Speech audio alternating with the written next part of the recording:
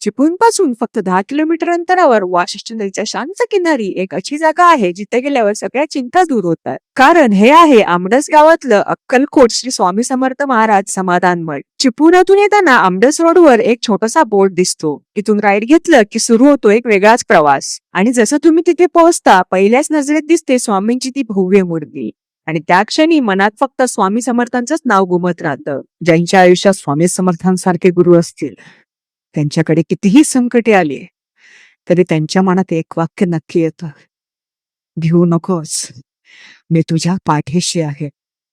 आणि समोर उभा असलेला स्वामी समर्थांचा तो मठ, ज्याचं अतिशय सुंदर बांधकाम आणि आकर्षक रचना आहे, जिथे प्रत्येक कोपऱ्यातून एक वेगळीच पवित्रता जाणवते. मठात पाऊल टाकतात सर्वात आधी दिसतं ते अक्कलकोटासारखंच भव्य वडाचं झाड. क्षणभर वाटतं आपण अक्कलकोटातच आलो आहोत. आणि त्या ठिकाणी एक वेगळीच ऊर्जा जाणवते.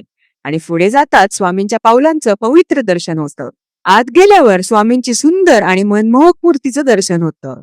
सोबत विठ्ठल रखुमाई, सरस्वती आणि अनेक देवदेवतांचेही दर्शन घडतं. मठाच्या आतून प्रदक्षिणा घातली की मनात एक वेगळीच ऊर्जा निर्माण होते. तसंच स्वामींच्या मठामागे शनिदेवांचं शांत आणि प्रभावी मंदिर असून सोबत हनुमानचंही सुंदर मूर्ती आहे.